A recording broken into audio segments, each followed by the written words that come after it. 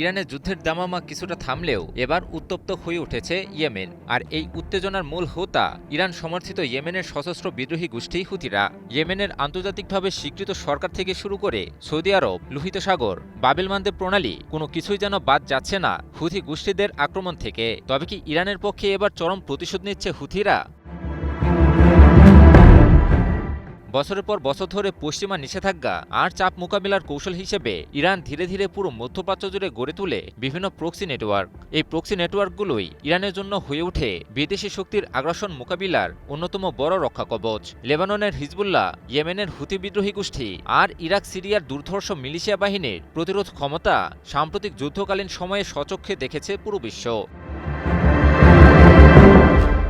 এবার ইরানে যুদ্ধের উত্তাপ কিছুটা কমলেও বেড়েছে ইয়েমেনে। ইরান সমর্থিত ইয়েমেনের সশস্ত্র বিদ্রোহী গোষ্ঠী হুথিরা এবার গর্জে উঠেছে। ইরানের বিরুদ্ধে যুক্তরাষ্ট্রের সাম্প্রতিক হুমকি বৃদ্ধি, ইয়েমেনের সানায় সৌদি আরবের আক্রমণ এবং সৌদি সমর্থিত ইয়েমেন সরকারের নতুন হুমকির পরিপ্রেক্ষিতেই গর্জে উঠেছে সশস্ত্র গোষ্ঠীটি।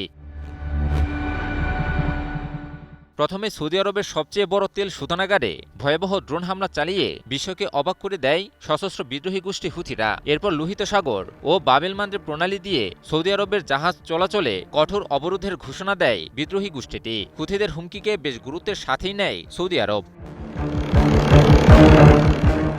বাবেল মানদেব প্রণালীর পরিবর্তে ভূমধ্য সাগর পাড়ি দিয়ে সুদীর্ঘ আফ্রিকা মহাদেশের কেপ অব গুড হোপ দিয়ে ঘুরে তারপর তেল বাণিজ্য চলমান রাখে সৌদি আরব। ফলে বোঝাই যাচ্ছে এক হুথিদের হুমকির মুখেই কতটা নাজেহাল অবস্থা সৌদি আরবের।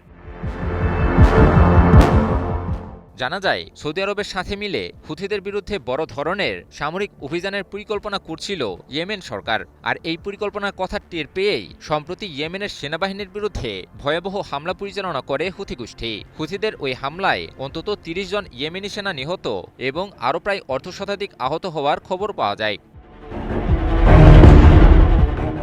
এরপর আবারও আরেক দফা হামলায় ইয়েমেনের বন্দরনগরী মোখাতেও ভয়াবহ হামলা চালায় হুথিরা। এবারের হামলায় মোট ১১ জন নিহতের খবর পাওয়া যায়, যার মধ্যে অন্তত ৮ জন সামরিক বাহিনীর সদস্য ছিল বলে জানা যায়। তবে এতেও ক্ষান্ত হয়নি হুথি গোষ্ঠী। এবার প্রথমবারের মতো বাবেল মানদেব প্রণালীতে বড় আকারের সামরিক অভিযান চালায় গোষ্ঠীটি। সর্বশেষ হামলায় বাবেল মানদেব প্রণালীতে একটি জাহাজকে লক্ষ্য করে একাধিক ব্যালিস্টিক ক্ষেপণাস্ত্র ছুড়ে হুথিরা। হুথিদের ওই হামলায় অন্তত ৬ জন নিহত ও আরও ১০ জন আহতের খবর পাওয়া যায়। এই ঘটনাগুলি প্রমাণ করে যে হুথি এবং ইরানের বিরুদ্ধে শত্রুপক্ষের যে কোনো হুমকির জবাব কতটা কঠোরতার সাথে দিতে বদ্ধপরিকর সশস্ত্র হুথি গোষ্ঠী। ইমন আলী, নিউজ 24।